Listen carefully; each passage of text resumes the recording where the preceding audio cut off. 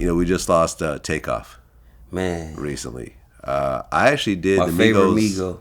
Oh, really? That was my favorite Migo. Okay. Yeah. I love them all, but I feel like Takeoff was like, he was like the heart of that shit. Huh. Like, it's certain people to where it's like as a group, different people gonna like you for different reasons, right? So we all probably view Quavo as the star, right? Offset jumped into that space, marrying one of the biggest women in music and all these things. But Takeoff, it was like solely about the bars and the talent. It's like, it wasn't about the girlfriend. It wasn't about the jewelry. It wasn't about the cars. He didn't really just flash money like that. Yeah, it was solely he's about the low-key one. Yeah, it was solely about the talent and the skill level, man. And it's just like, it's hella unfortunate, bro. It's hella unfortunate to see how that played out. It was weird as shit too, because I went to sleep early the other night. And I woke up in like the middle of the night and just grabbed my phone.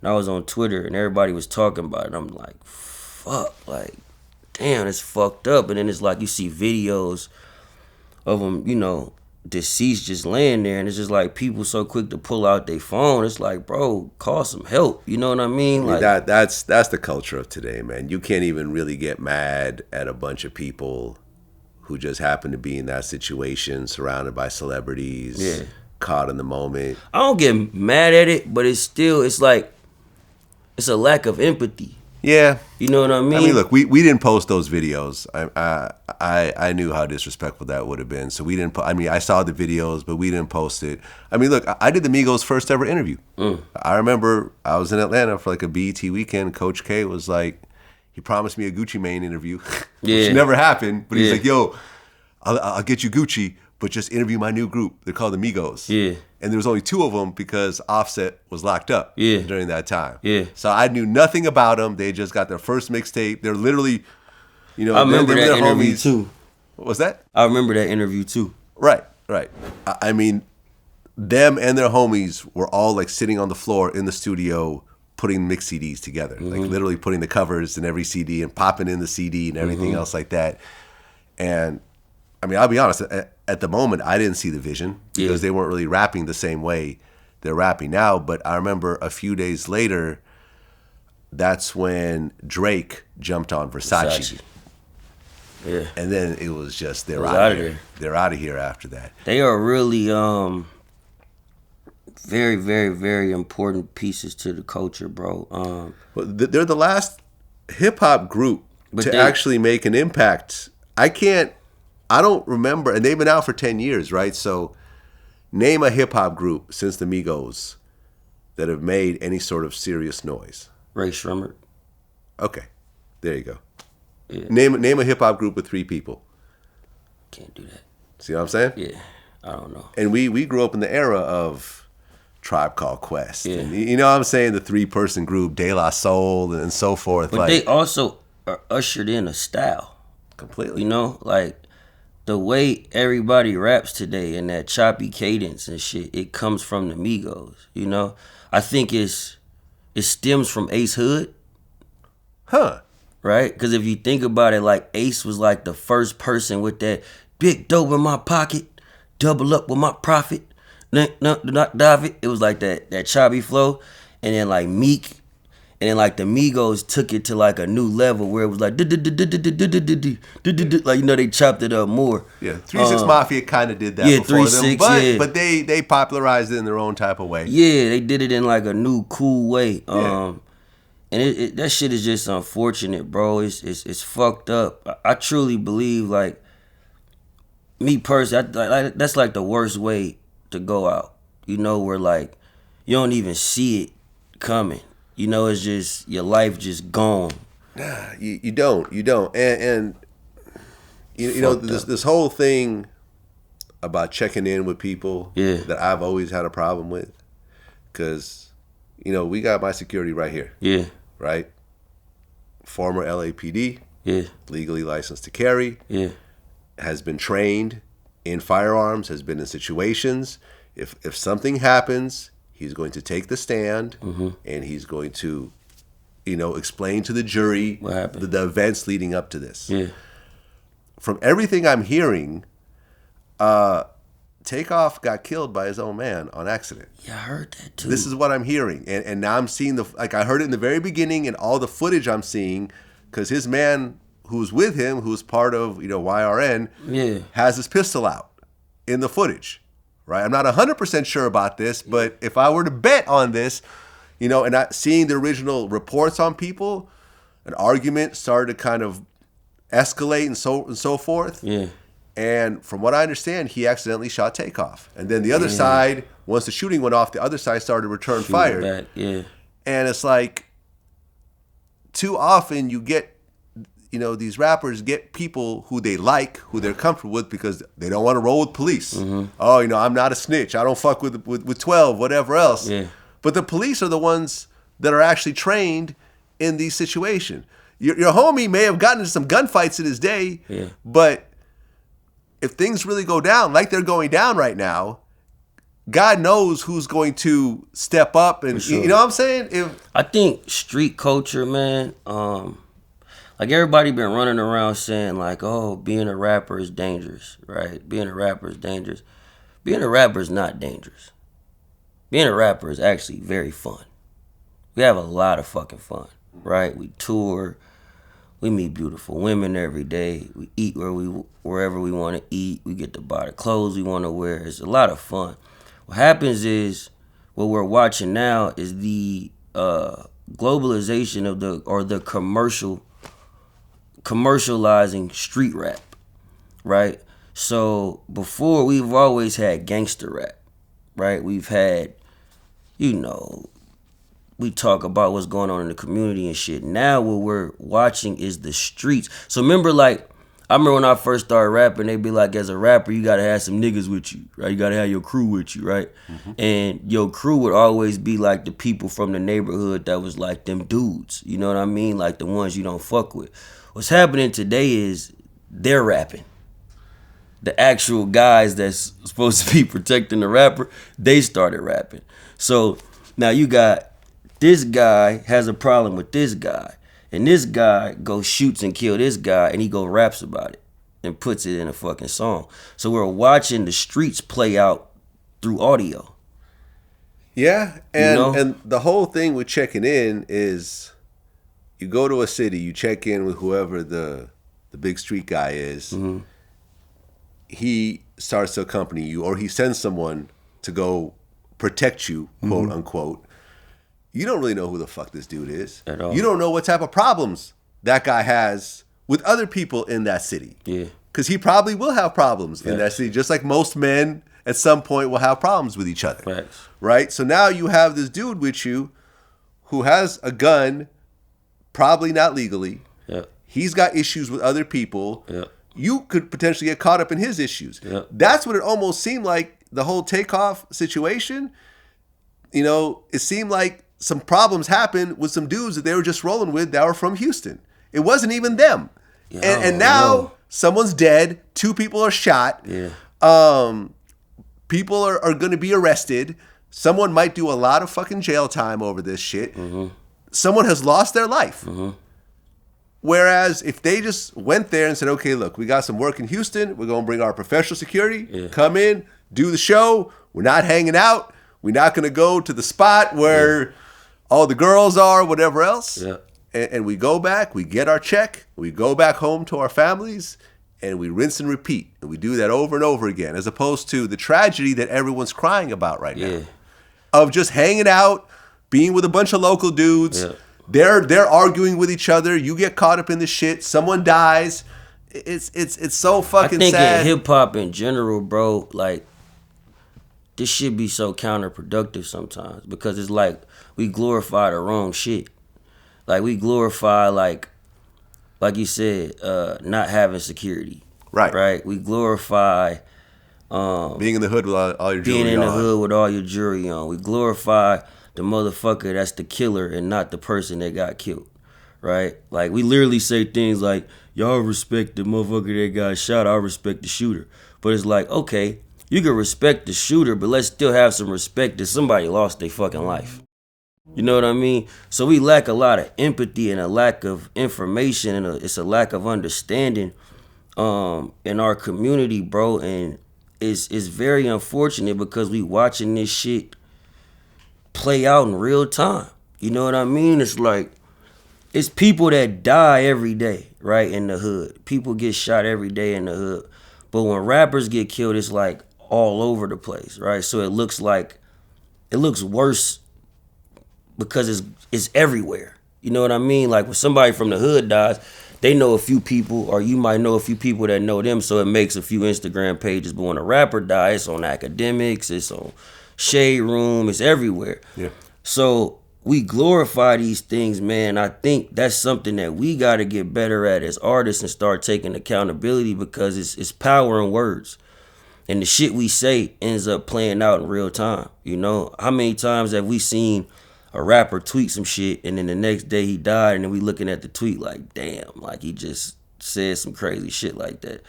So it's power in words, and we got to be very cautious of how we move as a culture and the things we say and the things we do, and we just got to protect ourselves more.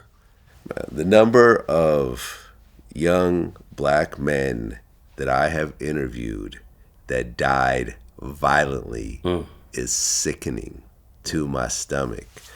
Nipsey, Mo3, Takeoff, Young Greatness, Chinks Drugs, Dolph.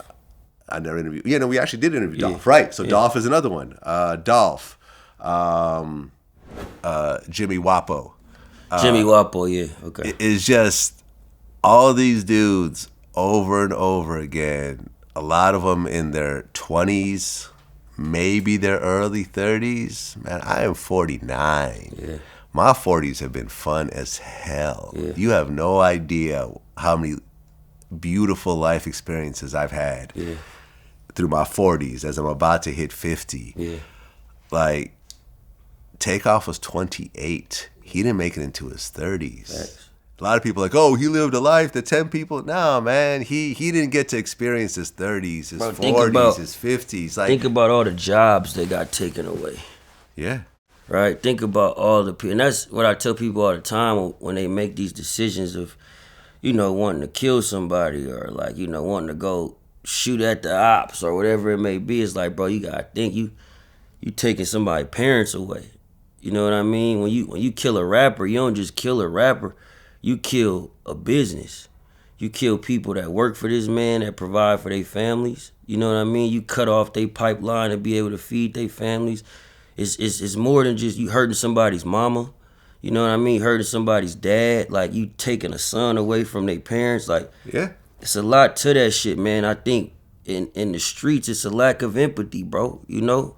Motherfuckers be so selfish to how they feel. And you can't blame them because niggas don't come from shit. Yeah. FBG Duck, another one. And I interviewed his mother right after the murder happened. Wow. And she was in tears. And my thing is like, oh, man, why are you interviewing his mother? It's like, now, I want people to see that this is what's going to happen after you die violently. Facts. And your mom is still alive. Facts. This is what's going to happen. Watch this screen and look at this woman with tears rolling down her cheeks and realize that you're gone and you don't have to deal with this, but this is what's going to happen to the people you love based on, at the end of the day, decisions that you could have done slightly differently. Facts.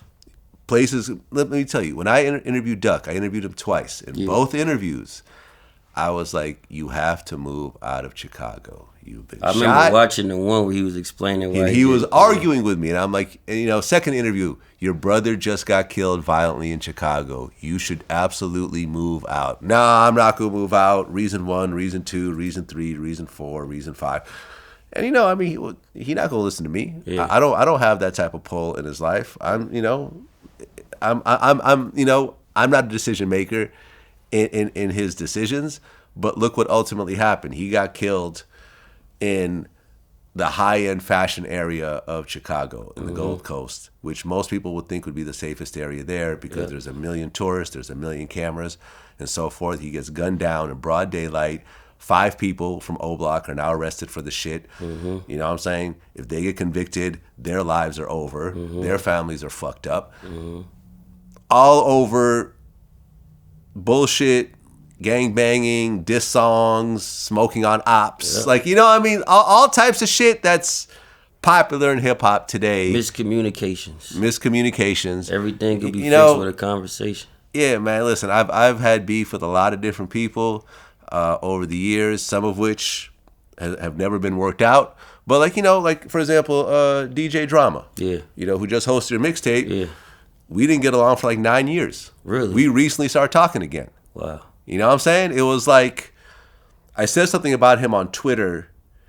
Not disrespectfully, but I was like, yeah, I stopped doing mixtapes after Drama got busted by the RIAA. Yeah. Because me and him were sort of in the same kind of freshman class. Like when I was doing Rap Phenomenon, he was doing Gangster Grill, so we both came up together. Yeah. We had a falling out like 9 years ago over an interview I did with this artist. I didn't realize he still had a problem with me all this time. Yeah. Until we started DMing each other. And he's like, no, I'm still mad about that. And I'm like, well, let's talk about that. Yeah. And let me tell you my point of view about how I felt, disrespected and so forth. And he was like, oh, okay, I didn't realize you took it that way. And I didn't, you know what I mean? Yeah. It's like, all right, cool. Let's just be cool again. Y'all spoke about it. We spoke about it. Well, we DM'd about it. We never actually got on the phone, but it's like. But a conversation happened. Yeah, a conversation happened, and now there's no issues between me and him. Exactly. You know what I'm saying? Because two grown-ass, successful men are able to work it out. Yeah. You know what I mean? And me and Annalie Chopper were going at each other on Twitter. Yeah. And he came sitting where you're sitting. Yeah. We hugged it out. We had a cool interview. And the thing about it is when you work it out with people, everyone looks good in the process. Yeah. No one looks like a punk. Yeah. No one looks soft. Of course, certain people shit. It's man shit. It's okay to have conversation. That's why I said with Flex. You know what I mean? I wanted to have a conversation. I wasn't about to go make a diss song about Flex. And you know what I mean? It's like we can have a conversation about our disagreements. Look, just today, we just launched a podcast with Saigon and Havoc from Congratulations. Mobb Deep. And for anyone that knows hip-hop history, Saigon and his crew and Mobb Deep came to blows at one point. Yeah. You know what I'm saying? And for that, to the point where these guys wanted to kill each other. Yeah. And now, rest in peace, Prodigy. The fact that these two guys can now come together and do a project together and talk about that shit on camera is an inspiration to a lot of people that y'all could work shit out. It doesn't have to spill over into violence or just like a beef that just never goes away year after year. Yep, it shows growth. Exactly. It shows growth, man. So what's next for you? Man, more music, movies. Okay. TV and film. Actually in talks right now about a podcast. Okay.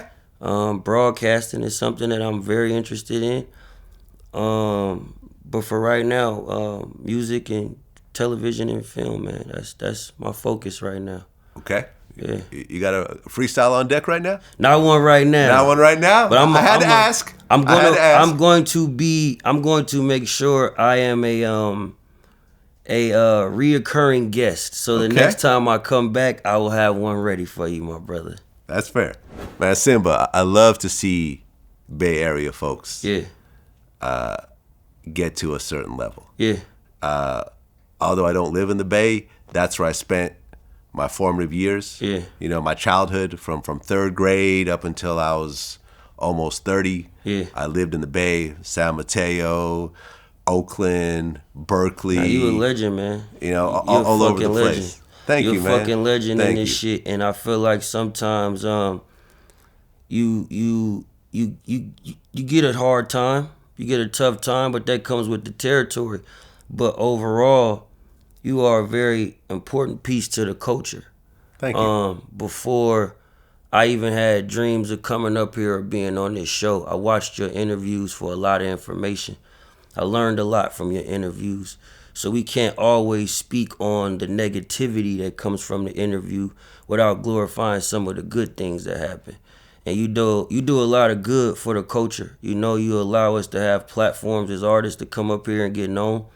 You cover certain topics that people might not be educated on, so you are a real staple in this culture, bro. And I got a lot of love for you, a lot of respect for you, and so does the Bay Area. We appreciate everything you do for this culture, bro, and just continue to be great, man. Thank you, man. You as well. Nah, Until for next sure. time. Let's get it. Peace. My dog.